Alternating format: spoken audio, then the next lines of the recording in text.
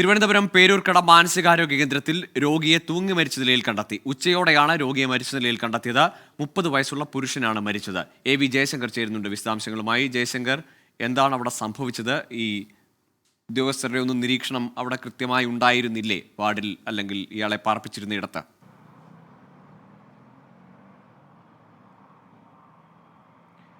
ഗോകുൽ, ഇന്ന് ഉച്ചയ്ക്ക് കൃത്യം 1:20 കൂടിയാണ് ഇയാൾ തൂങ്ങി മരിക്കുന്നത്. അച്ഛനോടൊപ്പം ഭക്ഷണം കഴിച്ച ശേഷം ഇയാൾ ഫോണുമായി ബാത്റൂമിലേക്ക് ചെല്ലുകയായിരുന്നു.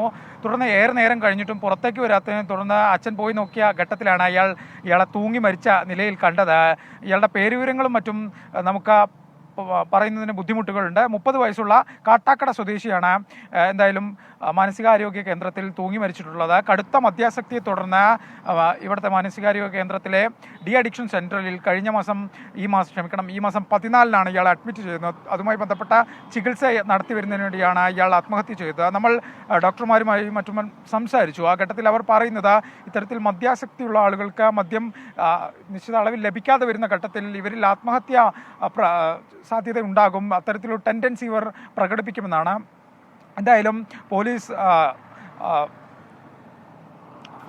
ഇൻക്വസ്റ്റ് നടപടികൾ ഇവിടെ നടത്തി വരികയാണ്. പോലീസിൻ്റെ നടപടികൾ ഏറെക്കുറെ പൂർത്തിയായിട്ടുണ്ട്. മൃതദേഹം ഇപ്പോഴും ആശുപത്രിയിൽ തന്നെയാണുള്ളത്. അല്പസമയത്തിനകം നടപടികൾ പൂർത്തിയാക്കി മൃതദേഹം മെഡിക്കൽ കോളേജിലേക്ക് കൊണ്ടുപോകും. എന്തായാലും അച്ഛൻ ഒപ്പം ഉണ്ടായിരുന്ന ഒരു ഘട്ടത്തിലാണ് ഇയാൾ ആത്മഹത്യ ചെയ്യുന്നത്. ഇയാൾക്ക് കടുത്ത മാനസിക വെല്ലുവിളി നേരിട്ടിരുന്നതാണ് പോലീസ് പറയുന്നത്. കടുത്ത മദ്യപാനത്തിന് ഇയാൾ അഡിക്റ്റ് ആയിരുന്നു എന്നും ആശുപത്രി അധികൃതർ പറയുന്നുണ്ട്. ഗോകുൽ.